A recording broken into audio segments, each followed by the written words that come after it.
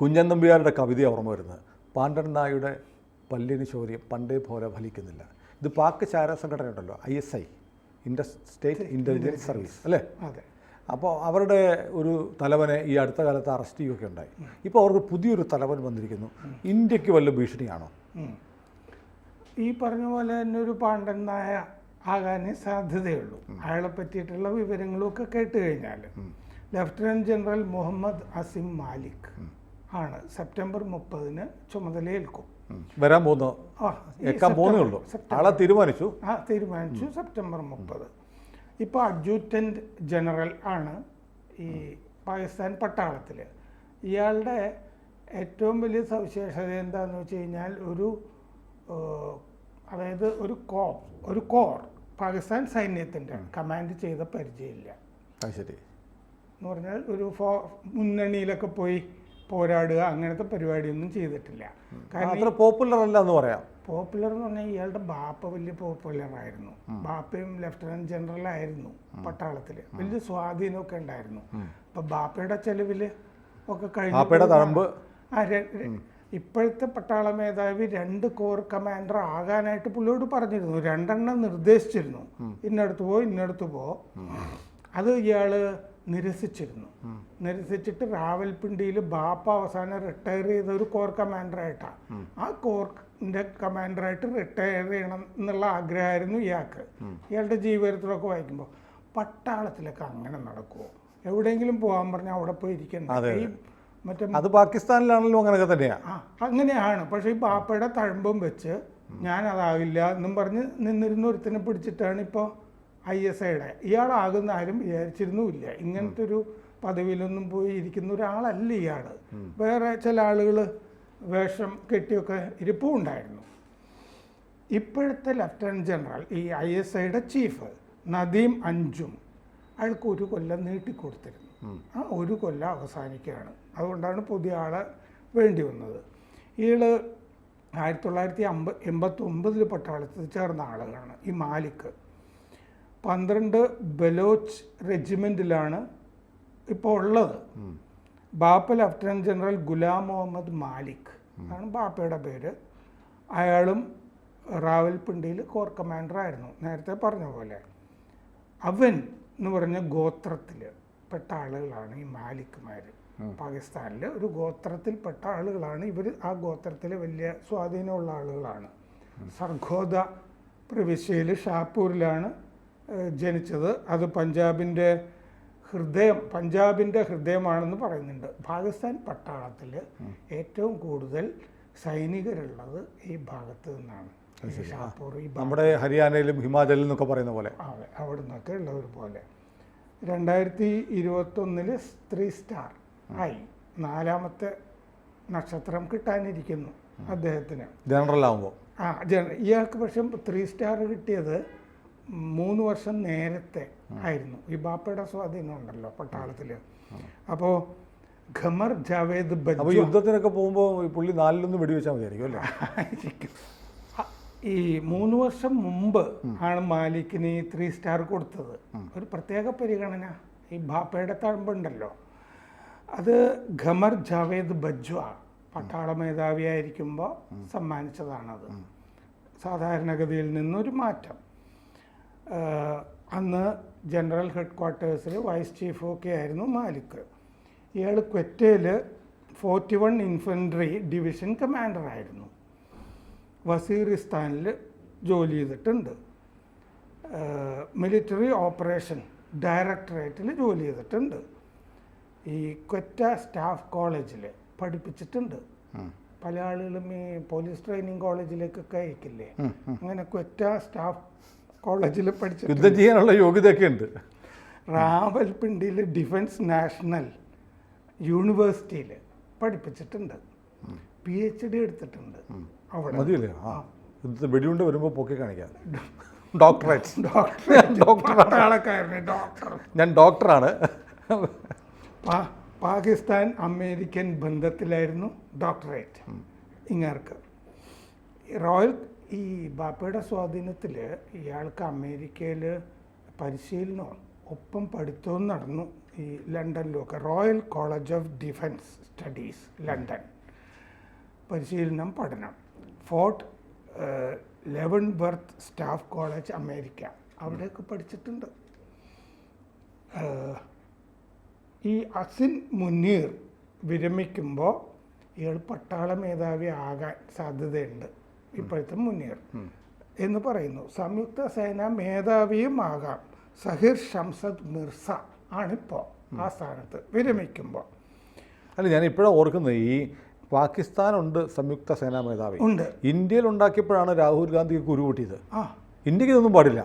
ബിപിൻ റാവത്തിനെ വെച്ചപ്പോൾ 3 സൈന്യങ്ങളുടെയും നേതൃത്വം ഒരാൾക്ക് കൊടുക്കുന്ന മോദിക്ക് എന്തോ മോദിയുടെ അജണ്ട നടപ്പാക്കാനെന്നാ പറഞ്ഞത്. നമ്മൾ വളരെ വർഷങ്ങൾ ചർച്ച ചെയ്തിട്ടാണ്, വൈകിയാണ് അത് ചെയ്തത്. ലോകത്തെ എല്ലാ രാജ്യങ്ങളിലും, ഇസ്രായേലിലുണ്ട്, എല്ലാവർക്കും ഉണ്ട്. നമ്മളുണ്ടാക്കിയപ്പോൾ രാഹുൽ ഗാന്ധി മോദിയുടെ ഫാസിസ്റ്റ് അജണ്ട നടപ്പാക്കാൻ വേണ്ടി ഒറ്റ സൈനിക തലവനെ വെക്കുന്നു എന്ന് പറഞ്ഞ വിവരദോഷിയായൊരു പ്രതിപക്ഷ നേതാവ് നമുക്കുണ്ട്.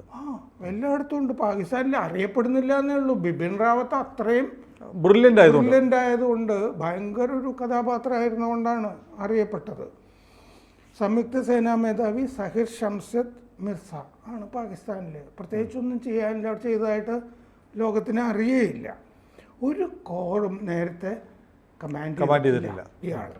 2023 മെയ് 9 മുതൽ 2 വട്ടം ഇയാളോട് കോർ കമാൻഡർ ആകാനായിട്ട് മുനീർ പട്ടാള മേധാവി പറഞ്ഞുകൊണ്ടിരുന്നു.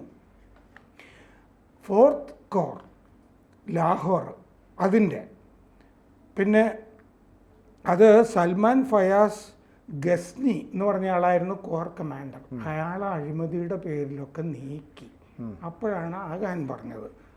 പിന്നെ 1 കോർ മംഗള അതിൻ്റെ ആകാൻ പറഞ്ഞു. ആ കോറിൻ്റെ കമാൻഡറായിരുന്ന ഐമാൻ ബിലാൽ സഫ്ദാർ അയാളെ നിർബന്ധപൂർവ്വം റിട്ടയർ ചെയ്യിക്കുകയായിരുന്നു, ഈ അഴിമതിയും വൃത്തികേടും ഒക്കെ ആയതുകൊണ്ട്. ഈ 2 കോറിൻ്റെയും കമാൻഡർമാർ കൊള്ളുകയില്ലായിരുന്നു. അത് രണ്ടും നിരസിച്ചു ഇയാൾ. അപ്പോൾ റാവൽപിണ്ടിയിലെ എക്സ് കോർ, അവിടെയാണ് ബാപ്പ ജനറലായിരുന്നത്, കോർ കമാൻഡർ. അവിടെ പട്ടാള മേധാവി ആകണമെന്നൊന്നും ഇയാൾക്കില്ല. ചില ബാങ്ക് മാനേജർമാരുണ്ടല്ലോ, ഓഫീസറായി കഴിഞ്ഞാൽ ഇൻഡോറിലേക്കോ മറ്റൊക്കെ ട്രാൻസ്ഫർ കിട്ടും, വേണ്ട പെരുമ്പാവൂരിൽ മതി, ഞാൻ ക്ലർക്കായിട്ടിരുന്നോളാം എന്ന് പറയില്ലേ, എന്ന് പറയുന്നത് പോലെ. പക്ഷെ അങ്ങനെ ഒരാളെ പിടിച്ചിപ്പോൾ ISIയുടെ മേധാവിയാക്കുമ്പോൾ അയാളുടെ പിന്നിൽ ആരോ ഉണ്ടല്ലേ? അയാളുടെ പിന്നിൽ വലിയ സ്വാധീനമുള്ള ആളാണ്, കുടുംബ സ്വാധീനമുണ്ട്. ഇവര് വലിയ പുള്ളികളാണ്. ആ മാലിക്കുമാർ ആ പ്രദേശത്തൊക്കെ ഏറ്റവും കൂടുതൽ പട്ടാളക്കാർ വരുന്ന സ്ഥലത്ത് വലിയ സ്വാധീനമുള്ള ആളുകളാണ് അവര്. അപ്പോൾ ആവും ഇത് നിരസിക്കുകയൊക്കെ ചെയ്ത് ഇങ്ങനെ ഇരിക്കുമ്പോൾ ഇയാൾ ISIയുടെ മേധാവി ആയതിൽ വലിയ സർപ്രൈസായിട്ടാണ് അത് ലോകം കാണുന്നത്. റാവൽപിണ്ടിയിൽ ഇപ്പോൾ കോർ കമാൻഡറായ ഷാഹിദ് ഇംതിയാസ് ISI മേധാവി ആകും എന്നാണ് പൊതുവെ കരുതപ്പെട്ടിരുന്നത് പ്രതിരോധ വൃത്തങ്ങളിലുമൊക്കെ. അപ്പോൾ ഇയാൾ അടുത്ത കാലത്ത് ISIയുടെ ചീഫായിരുന്ന ഫെയ്സ് ഹമീദിനെ അറസ്റ്റ് ചെയ്തല്ലോ.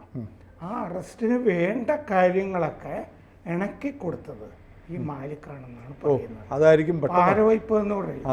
ആ സംഗതിയൊക്കെ ചെയ്ത ഇയാളാണ്. അതായിരിക്കും പെട്ടെന്ന് പുള്ളിക്ക് ഒരു എലിവേഷൻ കിട്ടാനുള്ള. പിന്നെ അയാൾ പോയതാണല്ലോ, ഇയാളിരിക്കട്ടെ, അയാളെ പിടിക്കാൻ സഹായിച്ച ആളിരിക്കട്ടെ എന്ന് വെച്ചിട്ടുണ്ടാവും. ഇയാൾക്ക് 14 മാസമാണ് കിട്ടുക ഈ ISI ചീഫ് തസ്തികയിൽ. അത് കഴിഞ്ഞ് വേണമെങ്കിൽ നീട്ടിക്കൊടുക്കാം, 1 വർഷം കൂടെ നീട്ടിക്കൊടുക്കാം. ഇപ്പോഴത്തെ ചീഫിന് 1 വർഷം ഇങ്ങനെ നീട്ടിക്കൊടുത്താണല്ലോ. പക്ഷേ ഇയാൾക്ക് വലിയ ഭീഷണികൾ അവിടെയുണ്ട്. ഒന്നാമത് വലിയ സാമ്പത്തിക പ്രതിസന്ധി, പിന്നെ ബലൂചിസ്ഥാനിലെ വിമോചന പോരാട്ടം, ഓപ്പറേഷൻ ഹെറാഫ് എന്ന് പറഞ്ഞിട്ടതൊരു വഴിത്തിരിവിലാണ്. പക്തൂൺ വയിൽ തെഹ്രിക് ഈ താലിബാൻ സംഘങ്ങൾ അവിടെ ഉണ്ട്. അവരെ നേരിടുക എന്ന് പറഞ്ഞാൽ പ്രശ്നമാണ്. ബലൂച്ച് തീവ്രവാദികൾ, പിന്നെ ഇമ്രാൻഖാൻ്റെ പാർട്ടി ഭൂരിപക്ഷ പാർട്ടിയാണെങ്കിലും മറ്റേ ആൾ ഇപ്പോൾ ഷഹബാസ് ഷെറീഫ് റിഗ് ചെയ്തിട്ട് ബൂത്തൊക്കെ പിടിച്ചിട്ടാണ് ജയിച്ചത് എന്നാണല്ലോ പറയപ്പെടുന്നത്. ജുഡീഷ്യറിയിൽ ആ ഭരണഘടനാ കോടതി വരുന്നത് കൊണ്ട് പൊതുവെ ജുഡീഷ്യറി ഇടഞ്ഞാണ്, ഭരണകൂടത്തോടെ ഇടഞ്ഞാണ് നിൽക്കുന്നത്. ജുഡീഷ്യറിയും കൈകാര്യം ചെയ്യേണ്ടി വരും ചിലപ്പോൾ. ചീഫ് ജസ്റ്റിസിനെ അറസ്റ്റ് ചെയ്യുക, ഇങ്ങനത്തെ പരിപാടികളൊക്കെ ചെയ്യേണ്ടി വരും. ഇങ്ങനെ അജ്ഞാതൻ പിന്നെ അവിടെ ഇടക്കിടയ്ക്ക് വിലസുന്നുണ്ട്. ഇപ്പോൾ കുറെ നാളായി. അജ്ഞാതൻ ലീവില്ല. പുതിയ ISI ചീഫ് വരട്ടെ എന്ന് വിചാരിച്ചിട്ടുള്ള അവധിയിലായിരുന്നിരിക്കാം. അപ്പോൾ അല്ല, കൊടുത്ത ലിസ്റ്റൊക്കെ തീർന്നു, പുതിയ ലിസ്റ്റ് വരണ്ടേ? അതെ അതാണ്. അതാ ഏതായാലും പാക് ചാര സംഘടന ഈ പഴയ പോലെ നമ്മൾ തുടക്കത്തിൽ ദബ്യാരുടെ തുള്ളലിലെ വരികളിൽ പറഞ്ഞ പോലെ പാണ്ഡൻ നായരുടെ പല്ലിന് ശൗര്യം പണ്ടേ പോലെ ഭരിക്കുന്നില്ല. ഒരു കാലത്ത് നമുക്ക് ഭയങ്കര ഭീഷണിയായിരുന്നു. വിമാനങ്ങൾ റാഞ്ചുക, ബോംബെ സ്ഫോടനം, ദാവൂദിന് ഇബ്രാഹിമിനെ കൊണ്ട് അങ്ങനത്തെ ചോട്ടാ ഷക്കീൽ പല കാര്യങ്ങളൊക്കെ ചെയ്യിക്കുക. ഏതായാലും ഈ ISIയുടെ ഒരു തലവൻ അവിടെ പാകിസ്ഥാനിൽ മാറിയതിന് ABC മലയാളം എന്തിനാണ് ചർച്ച ചെയ്യുന്നതൊക്കെ ആലോചിക്കുന്നവരുണ്ടാവും. പക്ഷേ ഇതുവരെ വന്നതിൽ നിന്ന് ഏറ്റവും വ്യത്യസ്തനായ ഒരു കോമാളിയെ പോലെ ഒരാൾ വരുന്നത് വന്നതുകൊണ്ടാണ് നമ്മൾ ചർച്ച ചെയ്യുന്നത്. മര്യാദയ്ക്ക് പട്ടാളത്തിൽ തന്നെ പണിയെടുക്കാത്ത ആളാണ്. പോലീസിങ് അറിയത്തില്ല എന്ന് പറഞ്ഞ പോലെ സൈന്യത്തിലെ ജോലി എന്താണെന്ന് അറിഞ്ഞുകൂടാത്ത വളരെ സുഖിമാനായ ഒരാളെ പാകിസ്ഥാൻ ചാരസംഘടനയുടെ തലപ്പത്തേക്ക് വന്നിരിക്കുന്നു എന്നത് ഒരു കൗതുകമുള്ള കാര്യമാണ്. മാത്രമല്ല, നമ്മൾ അറിഞ്ഞിരിക്കുകയും വേണം, അവിടുത്തെ പട്ടാള മേധാവിയുടെ ഒരു കളിപ്പാവയാണ് ISIയുടെ മേധാവി. അല്ല, പണ്ടൊക്കെ പറഞ്ഞിരുന്നത് ISI ആണ് രാജ്യം ഭരിക്കുന്നതെന്നാണ്. അവരാണല്ലോ അട്ടിമറിയാണ്. അതാണ്, അത്രയും പ്രബലമായ ISI ആണ് ഇപ്പോൾ ഏറ്റവും ദുർബലനായ ഒരു മിലിറ്ററി എക്സ്പീരിയൻസ് ഇല്ലാത്ത ഒരാളെ. സുനിൽ പറഞ്ഞപ്പോൾ ഇപ്പോൾ കഴിഞ്ഞ ദിവസങ്ങളിൽ ഈ സ്ഥാനപതിമാരില്ലേ അമേരിക്കയുടെ ഒക്കെ, പല വിദേശ സ്ഥാനപതിമാരും ഷഹബാസ് ഷെറീഫിനെ, പിന്നെ പഞ്ചാബിലെ മുഖ്യമന്ത്രിയാണ് മകളും മറിയം, ഇവരെ വീട്ടിൽ പോയി കണ്ടിരുന്നു. ഒരു ഭരണകൂട അട്ടിമറിക്ക് സാധ്യതയുണ്ട് എന്നീ സ്ഥാനപതിമാരെ പറഞ്ഞതായിട്ട് ഞാൻ വായിച്ചു. ഈ ഘട്ടത്തിലാണ് ഈ ISI ചീഫിൻ്റെ മാറ്റവും അവിടെ ഒരു പാവയെ പട്ടാള മേധാവി വെക്കുന്നത്. ഏതായാലും എന്തോ കാര്യമുണ്ട് അതിനകത്ത്, നമുക്ക് കാത്തിരിക്കാം. കൂടുതൽ വാർത്തകളും വിശേഷങ്ങളും നിങ്ങളിലേക്ക് എത്താൻ ABC മലയാളം സബ്സ്ക്രൈബ് ചെയ്യുക, ബെൽ ബട്ടണും അമർത്തുക.